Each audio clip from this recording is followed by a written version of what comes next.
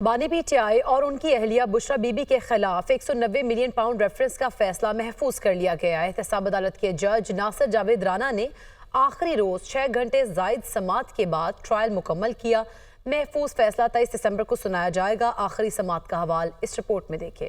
بانی P T I اور بشرا be be کے خلاف 190 ملین پاؤنڈ ریفرنس کا فیصلہ محفوظ۔ احتساب عدالت کے جج ناصر جاوید رانا 23 دسمبر کو اپنا فیصلہ سنائیں گے۔ اڈیالہ جیل میں ہونے والی سماعت 8 گھنٹے سے زائد وقت تک جاری رہی۔ بانی پی ٹی آئی اور بشرا بی بی بھی عدالت میں پیش ہوئے۔ وکلاء صفائی کے حتمی دلائل مکمل ہونے پر عدالت نے فیصلہ محفوظ کیا۔ بانی پی ٹی آئی کے وکیل سلمان صفدر نے حتمی دلائل میں ریفرنس کو سیاسی انتقام پر مبنی قرار دیا۔ بولے اس ریفرنس میں نہ ذاتی فائدہ لیا گیا نہ ریاست کو نقصان ہوا، بلکہ جتنے پیسے پاکستان آئے وہ موجود ہیں۔ بشرا بی بی سیاسی خاتون ہیں، نہ ہی پبلک آفس ہولڈر ہیں۔ بشرا بی بی کے نام پر کوئی زمین منتقل نہیں ہوئی۔ نیب کے وکیل نے سلمان صفدر کے حتمی دلائل پر جواب الجواب میں کہا، نیب اپنے ریفرنس سے پیچھے ہٹا، نہ ہی الزام کے بارے موقف بدلا۔ کیا مجبوری تھی کہ کابینہ سے منظوری کے لیے رولز آف بزنس کی خلاف ورزی کی گئی؟ بانی پی ٹی آئی نے بطور وزیر اعظم رقم کی پاکستان میں غیر قانونی آمد کی منظوری دی۔ ہمارا یہ موقف نہیں کہ بانی پی ٹی آئی اور ان کی اہلیہ نے ذاتی مالی فائدہ لیا۔ ہمارا موقف ہے کہ بانی پی ٹی آئی نے غیر قانونی سیٹلمنٹ کی منظوری دی۔ بشرا بی بی نے وزیر اعظم کی اہلیہ ہونے کے ناطے اپنا اثر و رسوخ استعمال کیا۔ نیب ٹیم ایک روز پہلے ہی اپنے حتمی دلائل مکمل کر چکی تھی۔